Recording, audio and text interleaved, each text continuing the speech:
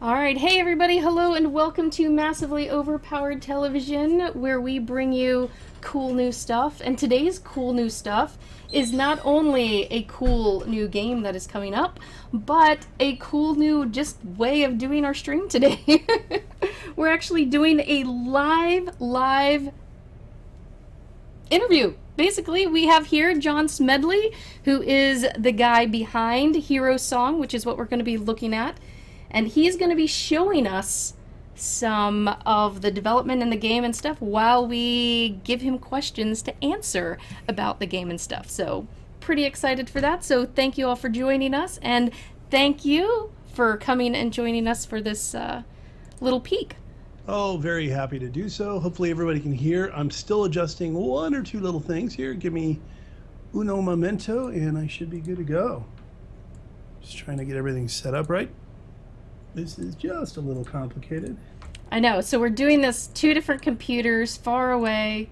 Apparently, I also opened 40,000 versions of the of that art you sent me. So I'm sitting here closing 30,000 windows, and otherwise, I think I'm good. I think I've got it all here. I'm almost there, but not quite. Just making sure I've got. Okay, work. Come on. Oh, and I know I need to go and close this. And not that one, okay.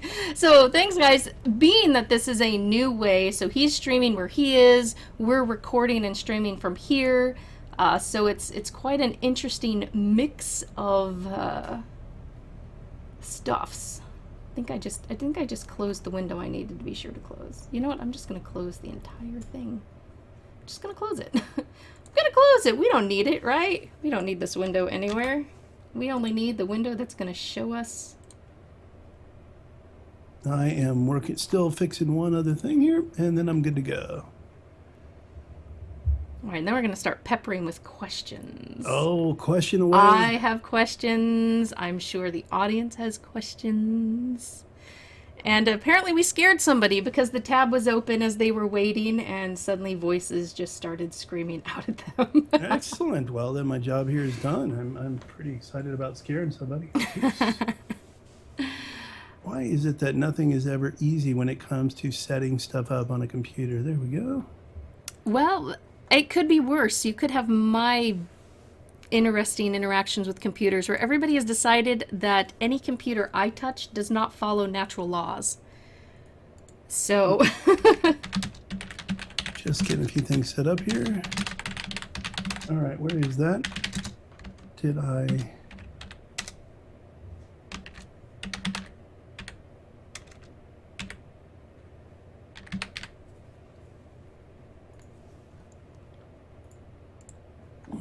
Okay.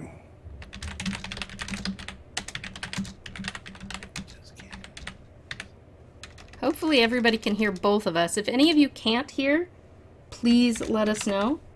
I'll make adjustments on my end because it'll be my fault.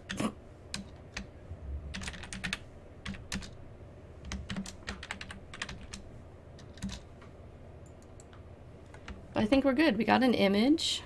Okay, we got the image. I'm still working on the gain part. That's all right. Well, we'll start peppering you with questions because we're evil like that. We're sure you can think of two things at once, right? Oh, you will be unfortunately disappointed in that, but let's go with that. Yeah, I like that theory. Hold on here. Let me see if this puts it up. It should. That's okay. So we got rid of the death counter, by the way, guys. Okay, no death counter. I don't think he's gonna die. I'm not gonna die. I'm not even in game. So you guys will have to live without a death counter today. Hold on, I'm streaming the wrong monitor. Nothing's ever easy. Okay, hold on. All right. So this one you might be able to answer while checking on things. So Sure. after canceling Kickstarter, were you worried about coming back to crowdfunding again? So it's a different crowdfunding platform, but did you have any trepidations about coming back and checking out more crowdfunding? Do you think you'll be able to raise more, and why choose Indiegogo? So, was I worried? Not really. You know, we didn't do a really good job with that first Kickstarter, and I think kind of the primary reason for that is the fact that we did not. I'm still getting one thing squared away here, by the way. Apologize. We didn't have enough to show, and what it comes down to is this is a world where people want to see what's going on, and we didn't have enough, gameplay at that point to really, know what was exactly going to appeal to people. And so had I to do it over again, I probably would have just simply waited. It was just too early. That's okay though. I'm okay with that. Okay. And what made Indiegogo a better answer for you this time around, as opposed to trying Kickstarter again? From our perspective, I think the reason that we went with that is that they have this concept of funding. They'll fund the entire thing no matter what, with flexible funding. And that kind of gave us some good feeling that there wouldn't be any issues with respect to, if we needed the money. And actually this time we wanted to make sure we got the cash. Oh, looks like we have something up. So shall I switch over to a game feed? Oh, please do. Please do. All right, here we go, everybody. Ta-da! So basically, you're watching on our channel, Smedley's channel, because I'm not over there to check out the game. Hey, by the way, we are going to be having that. We will have a press day actually here coming up, and so you're invited. Oh, awesome! I'm excited. Yay. So the game is going to be funded regardless, even if it doesn't quite hit the goal. Yeah, it already is funded. It's just we added some people to the team, actually some ex-SOEers and H1Z1 people that I've worked with in the past. And, we're a little over budget, a little over time. So I'm, is what it is. You just need to make sure that we get the funding for the thing. Are there any staff members that people would recognize name-wise who came and joined you? I don't know if when you speak of name-wise, like they're people that I would recognize, but guys like Paul Carrico, who was on the original EQ team forever, and then H1Z1 team, Steve George, who, God, I want to say I've worked with him for almost 18 years now. Oh, wow, yeah. He was one of the producers on H1Z1. He's actually coding, designing, and helping me with production work here. And, we were really fortunate enough to get those two guys, and it's a lot of fun to be able to work with them again. So from my perspective, it couldn't be better. Oh, nice. Yeah, well, you'd be surprised how many of the, how many devs people will recognize, not just the top names. So, when you hear that H1Z1 devs have moved over, you kind of want to know who all's over there, who's working with you. Yeah, it's funny. This nowadays, people really follow game developers, which, I'd be lying if I didn't say that we love. We totally love it. We're humans like anybody else, and it's nice to have people that are interested in doing what we do. In fact, for most game developers, you'll find that the journey is more fun than even the launch. Just the camaraderie of building a game is a blast. Yeah. Oh, it looks like there was somehow they weren't getting the audio through for me. So a lot of people have two windows open. They're listening to us from Massively Overpowered, and they're watching from yours. I don't understand. Okay, let's. We can't hear you on his stream. Okay, I'm thinking about that. Give me a moment. It's depending on where you're pulling the sound from on your machine, and if your Skype is on a separate machine than what you're actually streaming on. It is, but I'm funneling everything through. Hold on. But we've got a good workaround. Somebody just linked in our stream, so they're listening over here and watching over there. Sounds like a good fix. I'm not sure. You may have to stop and start again to try to get it going. I'm trying to think through what this means. I've got, you might call it a confusing streaming setup. I've got 3 monitors on one computer, 1 monitor on another one. The other one's doing the streaming. Yeah, it's a little complicated. I'm just I'm thinking through why would Skype not be coming out. I will give me 1 second to see if I can fix it. First of all, I have to know why the hell it's happening. It's kind of fun in that you have video going though on mine, and it's like an old Japanese movie where the lip syncing and the actual sound are so far different. Yeah, yeah.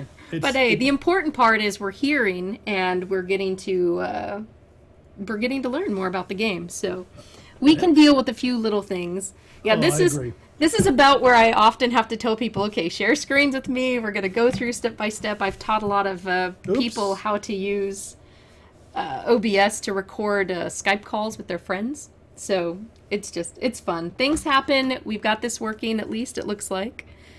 Yeah, I think I got it. All right. Now, early access, you mentioned 200 simultaneous users per server. Is that still going to be going up in the thousands that you were talking about in the beginning? No, it's actually exactly the same.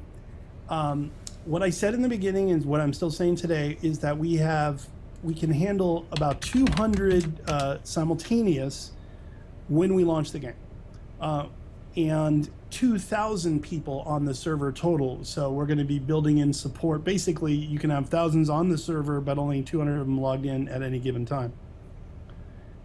By the way, stream, can you guys tell me whether or not we're good to go? They can hear me now. So Beautiful. awesome. So anyways, at early access launch, I couldn't tell you exactly the number we'll have. We're shooting for somewhere between 40 and 50, and we're just going to build up from there. There's not like any magic number. It's more like that's sort of where we think we will. We know what we have to optimize to get to 200. It's just a heck of a lot of work. Oops. Keep forgetting to put the game back up. There we go. This is going to be funny, actually, on my end. My Skype to you is on one microphone. My streaming is on another microphone over there. I'm going to have two different voice qualities. I spent all weekend trying to get this setup dialed in, and I still have a lot of work to do, apparently. I didn't even know what we're doing now is even possible. But okay, well, do you want me to start playing the game? Yeah, let's go in the game. Let's take a look. Okay. First and foremost, this is kind of the main hub of the game. Here is where you will see all of the different servers that are local to this machine, and then any public servers that are going on at all. Now, this is in our office. A lot of these are like your mom LUL kind of stuff. All these things that you see are actually servers that have not been taken out of the list, even though they should be. So that's a bug. There's probably 2 or 3 running at any given time right now. So in order to make a server public, you'll do that from the Create New World button, which we'll try in just a second. And then it'll after you create the world, it'll show up here in your list, and you can play on that server as much as you like. And it's really a lot of fun to be able to sort of just play on your own server, and then at any given time, if you want to, you can make that world public. So and you can see here, this is a description of the world, although it's going to be changing to basically be an overview of all the statistics that are tied to that world, and the stats I'll explain in a minute here on the Create Your World screen. And then this ugly picture here is going to be made to look a heck of a lot nicer. It is basically a snapshot of the world, but we have a much nicer one coming that I think people will like. And that same map can actually be used in game now. So I will go ahead and create the world.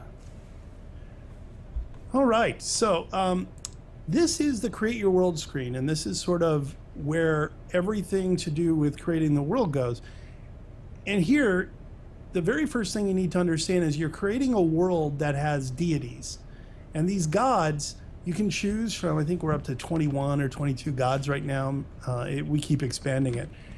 So you drag them over here. So I'm just dragging over Silea, who's the goddess of the wild. She's called the Wild Piper. She's Also, a big goddess of the elves, and I'll explain that in a second. Here's Kor, who's all things mountains and blacksmithing, and he is one of the gods of the dwarves.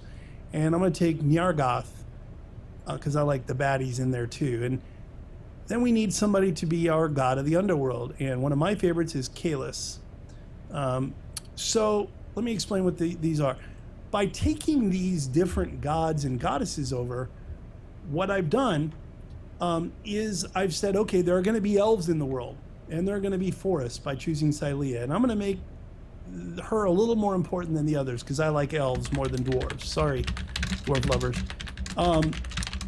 And I'm going to lower down Kor a little bit. And what that means is you'll see a little less mountains. Nyargoth is very interesting because he brings a lot of evil, vile creatures and a lot of the nastier bits of the world. So you can expect nastier monsters if you put him in. I'm going to generate this world. Oh, let's give it a name. Hey, I think I know what to call it. Massively OP. All right, let's generate the world. So that's basically one run of the world generator. Now let's change things up here a little bit. Let me change out Paimon for Kor. Let's lower down Silea a little bit. Watch how the world changes. Now, the dark green areas are the forests. Notice how there are less of them with her. If I raise her up, you'll notice there are now more forests. And again, each time you do this, you're bringing a race into the world depending on the god you choose. So you get 4 gods to choose, 3 main ones and 1 underworld god. On the smallest world, if you go to the largest world, it's all 7. Did you have a question? There have been a number of questions. Let's see. Somebody first, be able to look at the history of the world before you choose it. Now, you were talking about stats showing off to a little bit of the side. Is there going to be more of a history? So the history is actually the next step. Let me go to it and just to explain. Okay, first of all, this was our very first visualization of history. It was horrible. We have a real pretty one that's almost finished. Steve's been working on it since he got here. And what this does is we simulate 10,000 years of history on this particular world with these particular gods. So to answer the viewer's question, you don't get to look at it until after the creation of the world. And the reason for that is that we actually use the locations on the world as part of history. So it definitely is a part of the whole thing. Okay, one question. For map generation, are you using a regular Perlin noise? Perlin noise is part of it, but really what we've done is that we've built we built from the tectonic plates up, and so we knocked the plates together to actually get our mountains and our seas. So we actually simulate kind of real planet formation, and you know there's a reason for that. We plan on using this in future games as well. So you know we put a lot of time and effort into it. So then what we do is we simulate this 10,000 years of history, and you'll notice here, let's just look at a few things. The Gargoyles assassinated the king of the Ithgald. Varlush kidnapped Kathir Stani, the king of the Minotaurs. Oh my, that's a lot of stuff going on. There is, yeah, it's kind of funny. Some of the events that can happen are pretty wild, but real. Again, all this stuff is real.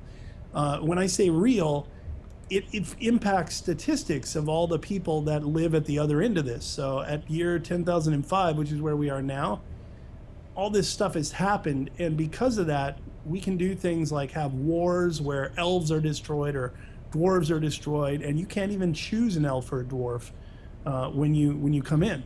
So it's history's a really radical thing. And it's designed to do things like seed magic items throughout the world. Every magic item in the game is placed by history. So if you see an event, let's look up here. Let's look here. And you're only seeing the ultra important ones. You're going to be seeing a lot more, including a really microscopic view of history once we have the new version in. So the lizardmen forged the Medallion of Gnar. And what's not being shown here is you'll be able to click on the Medallion of Gnar and actually it'll zoom in and you'll be able to find out more details about it. In our game, the way that you find magic items is either by killing stuff or by searching for it, by going into libraries, reading history books, talking to people, getting clues as to what's nearby. Again, this is a virtual world, not a theme park game. And because of that, we're simulating the entire world as much as we can. Okay, though the one question I think the angle they're looking at though is once the world's already been created, can they look at what the history of the world has been before they choose to go on someone else's creative world? Yes, I'm sorry. I didn't answer that well. Kitsun Nikoshapiro, whatever your name is, that's the answer to your question. The answer is yes, you can. Okay, yep. So yeah, got that one answered. Um, yeah, so you're talking about the god system. That was really interesting that it will change around. After the world's developed, can the gods be altered? No, the gods can't be altered at that point. And some gods will show up in real time and some gods won't. So it's a pretty, meaning that some of them will make physical appearances in the game depending on the god. It is kind of dependent on which one. It's pretty cool though. Okay, and just a quick question. This one's asked oftentimes. Node microtransactions, you had mentioned that and that you were doing buy to play. Is that still on the plate? Is that still the goal? Yep. We are not doing microtransactions. I've had enough of microtransactions for one career. I'm just done with them. I'm tired. I'm tired of arguing with players. All players want is just to play the game. They don't want to feel like they're getting nickel and dimed. And, I did feel like I was doing that before, and it's just not a good feeling. We just decided let's go with something simple. $20 gets you the game. Play it as long as you like. Enjoy. We'll charge $15 for expansion packs. We'll probably put out one of those a year. Okay, and another question, actually, it kind of melds in with mine, so thank you to those of you who are also popping that question into chats. I'm reading two different chats for your questions, so if I miss yours, I'll still try to get to you guys. So one of the questions people were asking is about whether there will be any Pixel Mage supported servers. Will they all be hosted by players? And if so, these private custom servers, what kind of things can player owners of their server be able to do with the world? Can you compare or contrast any to things like Terraria or Minecraft or Ark? Sure. Actually, I think you got the right games that we're trying to emulate in that mix. The idea is that a player can host a server either on their own box or they can host it remotely. You don't have to buy an extra copy to do that. You just the one. The idea is that we want players to be able to completely administer their servers. And that means whitelist, blacklist if you want. You'll be able to ban people. Remember that as the world owner, you're also the one that chose the gods. You're the one that set up all the world settings. You'll be able to do things like make it a PvE only world. You can make it so that you can change the difficulty settings so that it's harder or easier. Our goal is to make it pretty full featured. Okay. And but will Pixel Mage have any official hosted servers like the other games do? We may have our own server that we sort of, live on ourselves, but the goal isn't to make it like H1Z1 where there were some official servers or anything. This really is both a single player and a multiplayer game, so we want our players to host. Okay, so pretty much all the worlds out there will be player hosted that you can try to join. Mm-hmm. Okay. All right, see, Love Berserker, can you play a role in the story in a meaningful way after the world has already been created? So we saw that all of this creation happened, multiple stories. The question is playing the role afterwards. So that's an interesting question. After the world is created, that's when all the good stuff starts. That's when basically you're born, quote unquote. So there really isn't, you're part of that world. Your character, in fact, I'm literally going to that screen right now. Um, the character that you choose is quite literally already part of that world. That's how we're tying you to that world. In our game, after you've created the world and you've seen its history, you come in and you have to select which one of the characters in it that you want to play. They already have names. You can change the name, of course. So I'm on this screen right now, and I'm choosing what I want to play. I want to play a human. I want to let me play a paladin. We have 21 different classes, 15 classes of which will be there.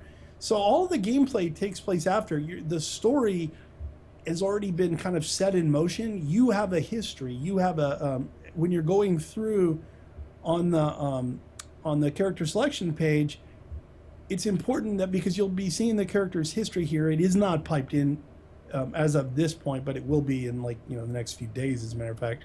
So this character has a history. This character has attributes and traits that are different from even another character with the same race and class.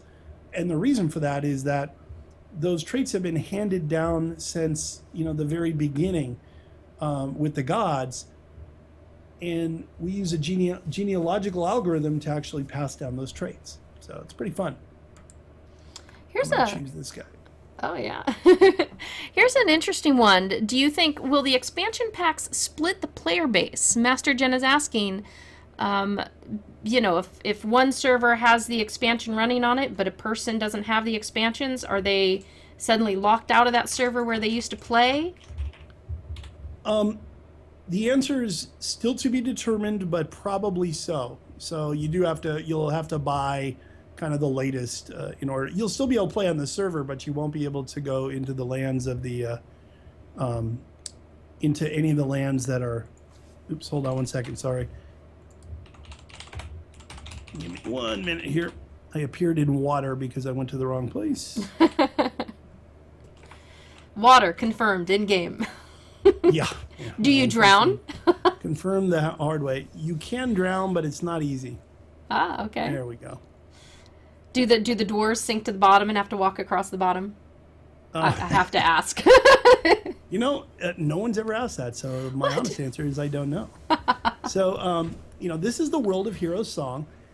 What we do is we create this massive, massive world where you end up, you're a part of this world, you're living in it, but the other things in the world actually have stuff to do. There's some experience that shouldn't have been dropping. Right now, the NPCs, if they kill each other, they will drop experience. It's pretty funny. Hey, that's called an opportunity. That's an opportunity. We're a lot of people are having mixed feelings about the XP dropping that way, me included. We're still playing with it. I'm not sure if we're going to leave it that way or not. But it's really fun to be able to go in here and kind of walk around. As you walk around, you'll see stuff like, for example, you see that guy named Vic Rhodes. Everybody has a name in our game, and it's not just a name. They have a name that goes back generations.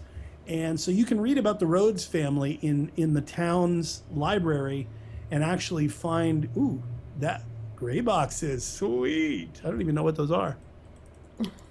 We're a little behind you. We're waiting to see what the gray box is. That's funny.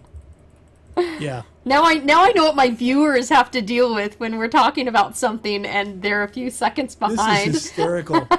Oh my goodness. The knolls, those are actually knolls. And I need to do another import. It means somebody changed the knolls and I have to do another re-import of them. So they're not going to look very interesting just around now, but they're just as dangerous as they were. Run from the gray boxes. They are death. It's fun. You'd think the game was in development or something. I don't know. Oh my God, you guys are definitely seeing the real deal in development all at once. We have a couple of other things to know. Oh God, the problem is I can't treat them like gray boxes. They are in fact knolls. And unfortunately, wait a minute. You know what? I will give myself a development staff of destruction. Oh.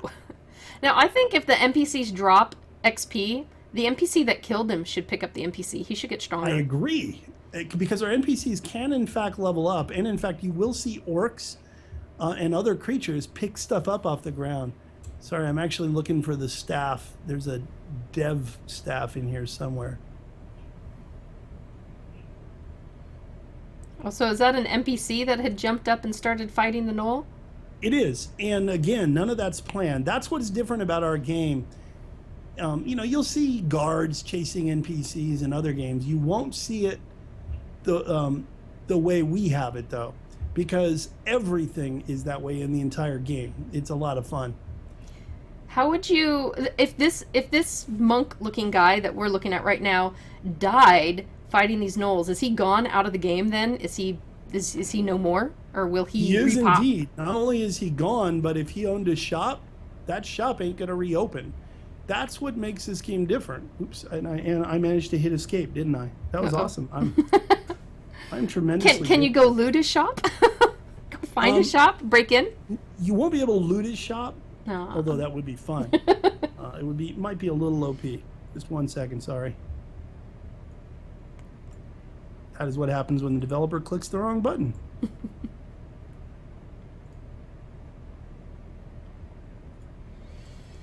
Let's see, while we're looking here, Beer Chug asks, will there be impacts to players that join after the world was originally created? And I think someone asked something similar earlier on, too. Will, like, magical items already be found? Is there no point in joining later on? Or how will these people get to... Yeah. To give you some idea, our world is huge. Even our small world is huge. So the short answer is yes, but there are tons of magic items. And yeah, you might not be able to get the absolute one, that you were after because somebody else got it first. But that's the kind of game we want. We don't want a world where you can have a fireball wand and you can have one and you can have one. I mean, Oprah's not there passing out fireball wands. So we want to make the game have a lot of challenge. And, the way to do that is to actually treat the players with some respect and let them understand that they have to treat the world with respect. So you're not just, this isn't every other game. This is a very different kind. It's a virtual world. Oop, there's some foxes. Oop, you know what? I don't like foxes. I really hate them, actually. Oh, wait, are they going to be foxes and not boxes? Foxes in boxes? Confirmed dead foxes. Oh, one other thing. You see that blood on the ground? We are a survival game. Now, this hideous-looking display right here, which will get changed to something prettier momentarily, we have food, hunger, and blood supply in the game. So you do need to eat, you do need to drink, and if you get stabbed, you need to actually basically take care of yourself. We are not a health potion game, meaning that you're not going to, every 3 monsters, we're not going to throw a health potion at you. We do have health potions, but it's not that kind of game. It's a hard game, and we want it that way.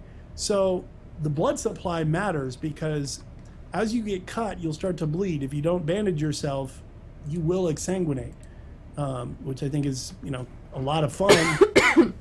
Who doesn't love bleeding to death? So, let me go into this dungeon here.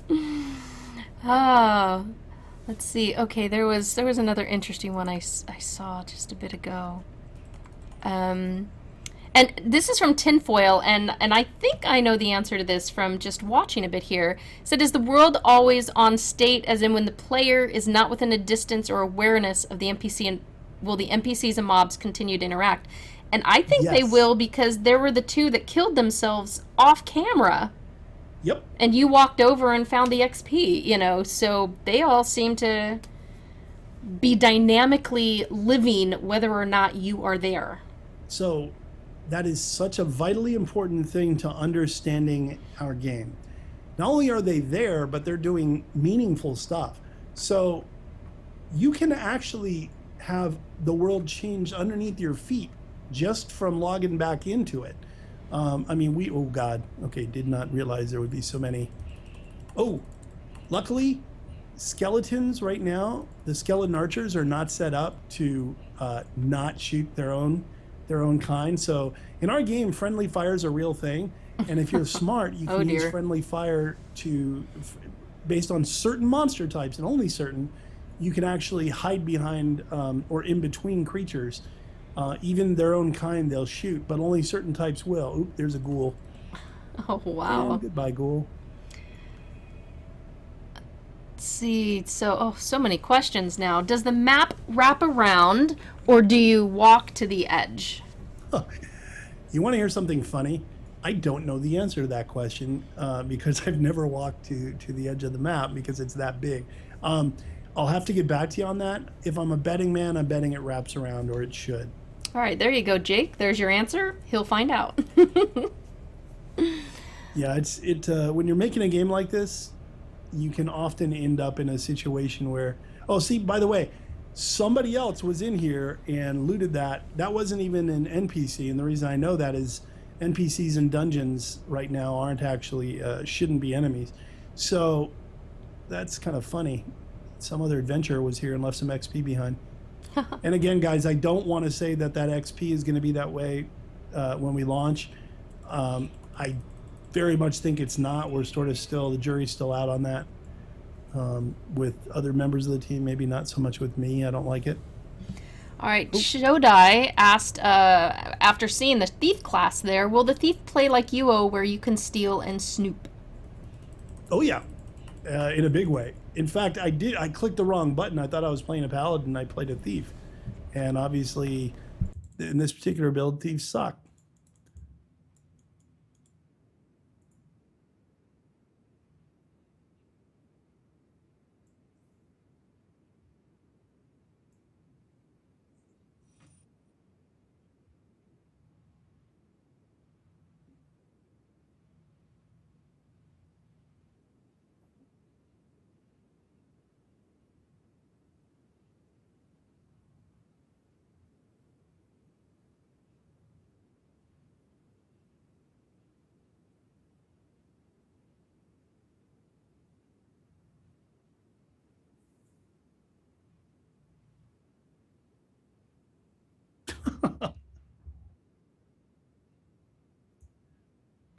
I'm a gamer. I'm a gamer. I've played the crap out of Terraria. I've played the crap out of Starbound. Hell, I've played the crap out of Dwarf Fortress. I saw somebody asking that question earlier, and that thing doesn't even have graphics. So, you know, is it snobbery? What is it? I don't know. If people want to say the game looks like it's from 1999, oh yeah, go for it. It's from 1999. Good for you. Those are gnolls. Just pretend they're gnolls. See, that's what a gnoll looks like. I think one specific type doesn't have his thing set properly. Ooh, let me Sorry, guys. so Apparently, my sound cut out for just a bit, and I was asking about graphic snobbery. If you wondered about the strange, awkward silence. yeah, it's a tough thing to fight, but I just don't care. We're making this game. We think it's fun, and there's so many people out there that love pixel games. We're not even a little worried about, maybe it's not going to be for everybody. I understand that. Hopefully the gameplay will win people over enough that they feel like, well, that's way more fun than I thought it would be, based on the graphics, and that's that.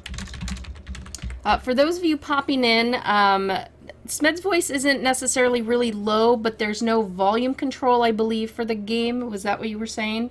So Yeah. they're saying the game is a bit loud. So this is going to be posted, the recording on Massively OP. So you guys will be able to go and check the whole thing out again if you're late coming in or anything like that. Except for I'm not exactly sure how far it was when you lost sound a little bit, I lost sound a little bit. Sounds like looks like it's all fixed. Shodai is now asking about mounts. And There Love will be Berserker, mounts. will you be able to create cities? Creating a city is not going to happen in version 1. You will have housing, um, and there's nothing preventing players from putting houses next to each other, of course. So in theory, they could do that. Houses will attract NPCs of various types. Also, housing, I want to be very clear about this. Houses will not be in there at the launch of early access, but it will be in there in the first big patch after that. They're a big focus for us. And if you want to know anything about housing, just look at Terraria because, that's the kind of housing we want. We want the kind of housing you have to defend from monsters.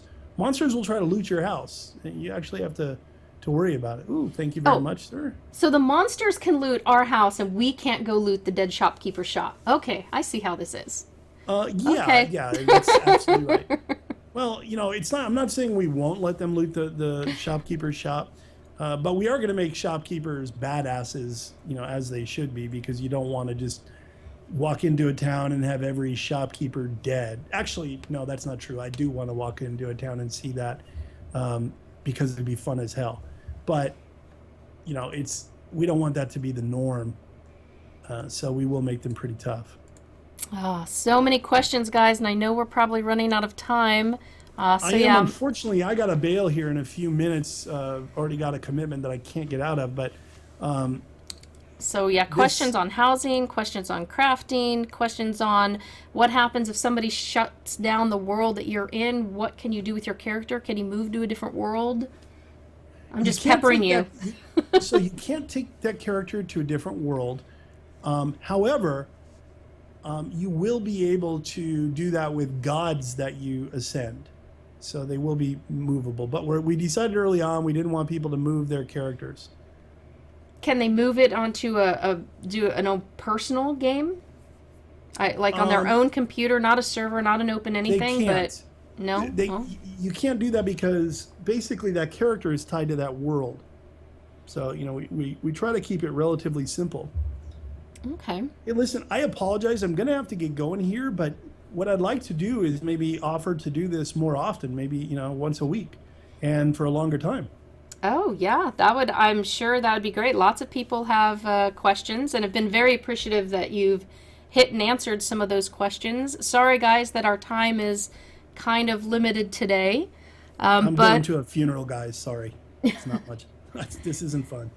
So yeah, so he's not just ditching you all. He definitely will be back and answer some more questions for us, hopefully. And now that we've practiced with some of this, we'll get some more of the technical kinks worked out. We want to really appreciate you for showing the game off to us and for answering questions and talking with us about Hero Song. oh, I'd love to do it. It's fun, a lot of fun. Thanks for taking the time. Yeah, and of course, everybody, if you want to learn more about the game, we've got pieces about it, news, stuff like that, videos. They're up on massivelyop.com. Of course, the game is also doing an Indiegogo right now, and you'll find the links there. You can go check it out. Support it if you want to support where it's going, or share the information with others. But get talking about the game, ask questions about it, check it out, and hopefully we'll see you all next time. Have a great Thank day, you, guys. everyone. Thanks, MJ. You have a good day. Thanks. Bye bye.